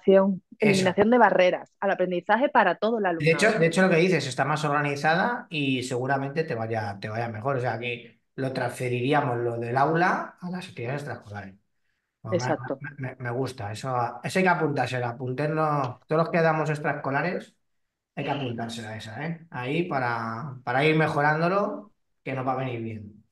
Ya ¿Te vamos presento este a... material? ¿Eh? ¿Te presento este material? Sí. Mira, se llama, es que no sé si se ve bien, patios, porque va para los centros educativos, y parques, que va para las familias, dinámicos. Es un material que elabora Gay Lagar, que es una mamá de un niño con trastorno del espectro del autismo, y ella empieza a ponerlo en marcha, pues también allá por el 2000, no sé si 4 o 6, y empieza a contar un poco su experiencia, cómo empieza a introducirse en los centros educativos, a trabajar dentro de los centros educativos a través del programa de patios, que es cómo se organiza dentro de los centros educativos, ¿vale? Toda esta anticipación en el patio, se le da opciones a los niños, se estructura el patio, se trabaja previamente esos juegos, se les acompaña para que el momento de patio sea un momento de disfrute, no sea un momento de agobio, de que se va, que se aísla en un sitio.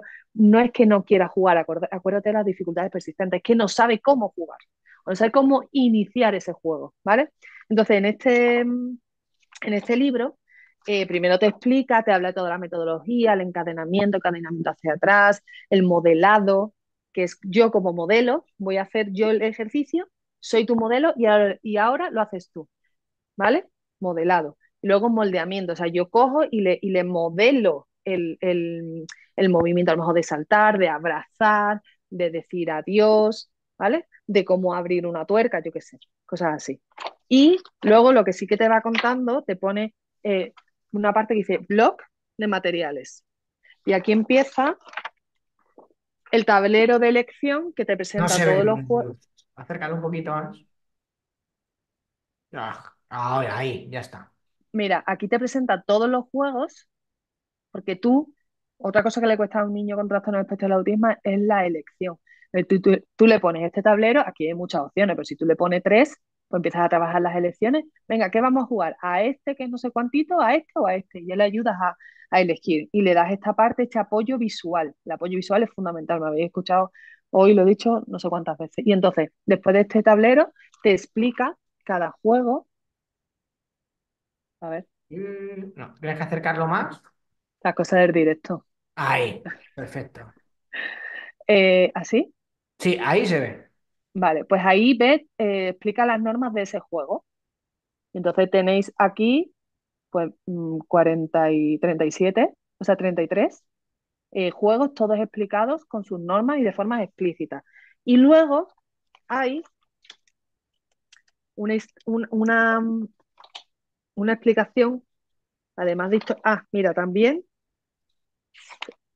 otro material es hacer los llaveros, bueno, también apoyos visuales, por ejemplo, si se juega a policía, a policaco, policía y ladrones, pues entonces un apoyo visual es que el que sea policía, yo le pongo aquí, o le pongo una cinta verde, por ejemplo, o le pongo aquí un pito de policía, o el que sea ladrón le pongo el pito de ladrón, ¿vale? Todo apoyo visual, siempre. Luego, aquí son pitos explícitos para, por ejemplo, compartir, pedir los juguetes sin quitarlos. Pues es un pito explicando explícitamente eso. ¿Vale? Y lo último que os voy a enseñar es la historia social, que es explicar explícitamente una situación como, por ejemplo, saber perder. Porque a lo mejor hay juegos a los que jugamos en los que unos pierden, otros ganan. Y a lo mejor ellos no entienden qué es perder o qué es ganar. Entonces, aquí se ve. Ahí se ve, sí. Vale, pues una explicación, un ejemplo de cómo explicar con una historia social. Como veis, todo siempre es apoyo visual, muy estructurado, una enseñanza explícita, ¿vale? Esto que se dice, no, es que lo tiene que saber, porque este niño es un mal educado si no sabe que aquí no se grita o que aquí no se levanta. No, hay que explicarle de forma explícita todas las cosas. Ahora, Anticipación, claves visuales, estructuración, apoyo, eh, todo cuando yo a un niño pequeño, si yo le hablo desde arriba, el niño no se entera, agáchate a su visión, háblale despacito, sencillo, órdenes sencillas, dame esto, coge lo otro, ve allí, no, mira, fulanito, ¿qué te parece si vas allí y me coges? No, dame el libro, ya está. sin más explicaciones.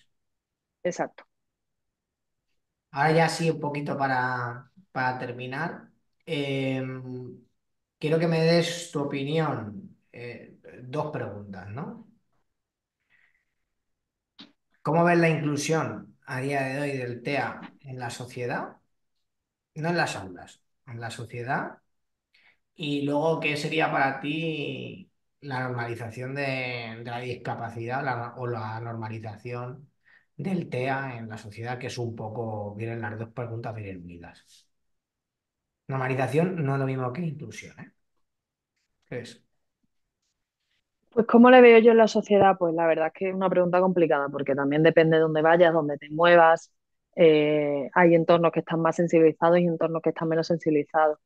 Yo me he encontrado pueblos aquí en la Comunidad de Madrid en los que el pueblo, por ejemplo, tiene señalética en todos los espacios públicos, tienen las normas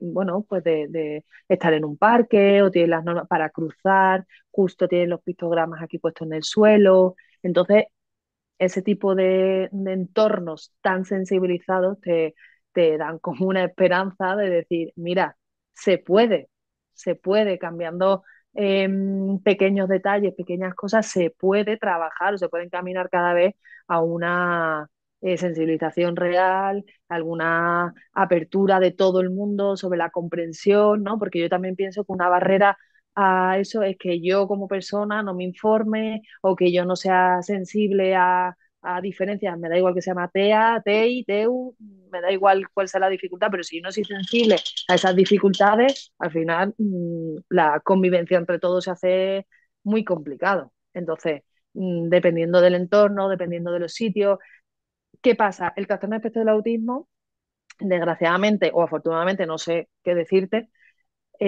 cada vez, o sea, que decir, desgraciadamente, porque el número de diagnósticos cada vez es mayor.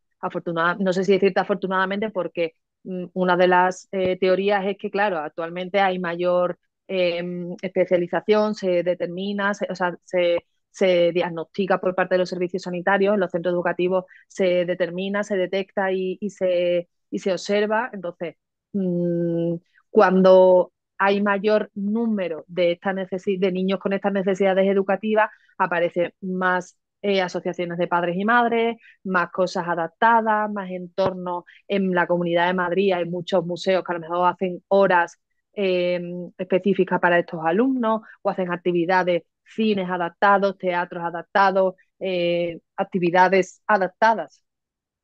Entonces, como hay mayor número de casos conocidos, hay mayor número de recursos. ¿Se llama eso inclusión, sensibilización? Por lo menos el camino, ¿no? Porque se le dan alternativas también al ocio, porque a lo mejor estos niños, si el resto de la clase va siempre a un centro comercial los viernes, pues estos niños a lo mejor no pueden ir al centro comercial, porque si su hipersensibilidad auditiva así se lo impide, ¿qué pasa? A nivel social se queda fuera. Y luego Entonces, pues, la normalización. ¿Qué sería para ti la normalización del TEA? Se te ha ido el audio. Yo creo que te has quedado sin batería, fíjate lo que te digo. No, te has quedado sin audio, te has Se quedado me sin quedan sin batería. batería en los cascos. Sí, Pero no me escuchas bien. ¿Me escuchas bien? te escucho como lejos, porque yo creo que te estoy escuchando No sé desde qué pasa la... por aquí, por el este. A ver, A ¿habla ver, ahora? ¿me escuchas ahora? Sí, ahora sí. Eh, la normalización entendida, bueno, es que no lo sé cómo, no sé qué responderte aquí, la verdad. Mm, Pues yo creo que yo para mí hay poca inclusión, que es una palabra muy bonita que utilizan los políticos y que solo única y exclusivamente la utilizan para la foto, que yo eso se lo digo a todo y lo digo en todas, lo digo en todas las estas, que es la palabra, ¿no? Hago una carrera inclusiva, pero no es inclusiva. Hago una carrera por los accidentes y los traumatismos que tiene la gente y luego a quien gana no le entrevisto y no le saco en la tele. Le entrevisto al que gana que no ha tenido ningún accidente. Pues es un poco, esto es llevado a todo el tema de la inclusión, ¿no? Solo se incluye cuando ganan una medalla. Sí, Y claro. esa es mi opinión, ¿eh? Que por eso hago el podcast. ¿Y por qué la inclusión está así? Porque no hay normalización. ¿Y qué es la Claro, normalización para y mí? antes se llamaba por integración, un poco a nivel conceptual, cómo se... Por eso ahora se habla tanto de la eliminación de barreras del contexto, porque de una forma se entiende que no es que es el alumno o la alumna que hay que encajar, que él o ella tiene que encajar en un sitio, no, señores, aquí lo que hay que es el contexto, hay que adecuarlo, hay que eliminar las cosas que puedan delimitar o puedan interrumpir que ese niño o esa niña acceda por dificultades físicas, dificultades sensoriales, dificultades, la que sea, del idioma, la que sea, conceptuales, la que sea. Entonces, es el contexto el que tiene que ser accesible. Por eso viene Ah, a colación de todo esto el diseño universal de aprendizaje, que es un movimiento que empezó siendo en la arquitectura, que es la creación de espacios libres de todas las barreras. Y luego esto se ha traído también a la educación. para mí la normalización de esta y de otras discapacidades es que yo no tenga que hacer este podcast. Ah, claro. Yo siempre lo digo, o sea, yo hago este podcast para hablar de discapacidad, una persona que no tiene discapacidad ni que se dedica a trabajar con gente con discapacidad. O sea, yo entreno a gente que tiene discapacidad, pero no o sea, no soy un profesional de la discapacidad como lo eres tú, por ejemplo, en el caso del TEA. Me tengo que documentar y lo trabajo y les entreno, pero no soy Ah, igual terapeuta que yo, que ocupacional, tengo que ¿vale? estudiarlo mucho. Y, y el tema es que no se habla. Entonces, todo esto que hemos hablado hoy de, pues sí, si el padre me dice y si no me dice, y cómo hago esto y cómo no hago esto, pues si estuviese normalizado, habría unos mínimos conocimientos mínimos. Yo no digo que tenga que ser profesional de ello, pero habría unas cosas mínimas. Yo creo que tú lo que nos has mostrado hoy es como lo mínimo que deberíamos de saber todos para poder atajar a una persona en este caso con TEA, en el otro de otros casos de discapacidad, y hablar con normalidad, que no nos diese pudor, que no nos diese miedo, que no nos diese vergüenza, que no tuviésemos tantas barreras. Todo eso para mí, eso significaría la normalización de cualquier discapacidad. Eso para mí es la normalización. El poder hablar de ello con total naturalidad y ya está. Pues mi hijo tiene, o yo tengo, o yo soy, y punto pelota. Y si puedo, puedo, y si no puedo, pues no puedo. Y ya está, y no pasa nada y no tener pues esas barreras que ya bastantes barreras tenemos, todos, unos más y otros menos, como para añadir una barrera de no voy a hablar de ello. Para mí eso es la normalización. Entonces, pues bueno. Claro, y todo eso incluye eliminación de barreras emocionales, tanto en la familia como en el profesional que recibe ese alumno, barreras, perdón, cognitivas o de aprendizaje de sé cómo resolver esta situación o cómo por lo menos empezar a trabajar, porque resolver, bueno, pues eso siempre al final influye en muchas cosas, o barreras físicas, barreras de recursos también, porque pues, para todo esto se necesitan recursos materiales y también personales, claro, y recursos de muchos tipos, claro que sí. A mí para terminar, siempre me gusta dejaros como un espacio por si queréis decir algo, lanzar un mensaje. Algunas personas quieren reivindicar algo, eso ya depende de cada uno. Entonces, no sé si tú querrías decir algo pues, a la gente que nos oye, que nos pueda oír en un futuro, pues sobre, en este caso, sobre el TEA, que es lo que estamos hablando.